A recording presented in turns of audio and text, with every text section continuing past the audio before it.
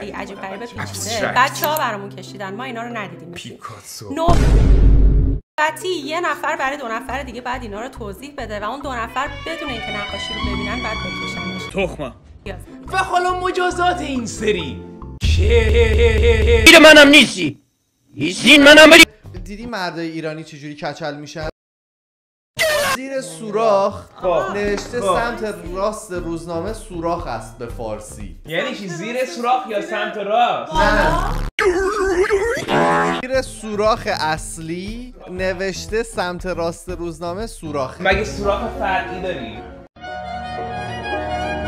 راستش یه دونه روزنامه کوچیک‌تر و بکشه روی اون روزنامه. راستش یه دونه روزنامه کوچیک‌تر و بشته وسط ولی چپ. روزنامه تو گفتی چپش نیست، روزنامه چپ روزنامه راست.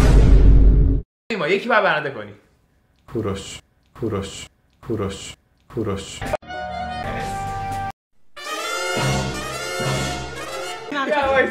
شیر من رو نگاه کن. شیر سراختون یه شیر سراخ معمولی نیست، سیبیل داره به تخمه که روی لیوانه کریسمس خیلی قشنگه. اون آب از یک شیر آب در آها فهمیدم. فکر نکنی 7 3 تا 7 نه به انگلیسی نوشته میلک. یه عکس زیر دست راستشه که توش عکس بتمنه، ولی بتمنه داره شیر میخوره. نمیشه اینو. یه بتمنه که داره شیر میخوره. بکیرم الان من چیکار کنم؟ خب بیا من احساس کنم میبرم. وقت تموم شد. ببین خدایی برای من قشنگه. فکر نکنی بتمن و گاوش هیچ فرقی با هم نداره.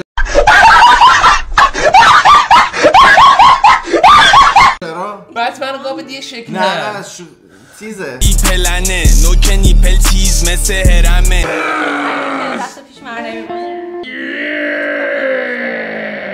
یه حالات دنجر قرمز. خب توی دنجره یک حیوانیه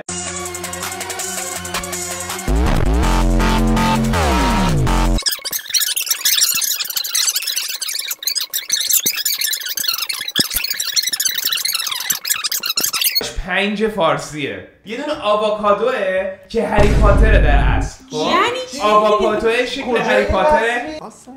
بکرمه دیگه. برو خوشش بیاد از این. فقط کافی دیدنم چقدر قرچی بود. عجب کرانچی داشت.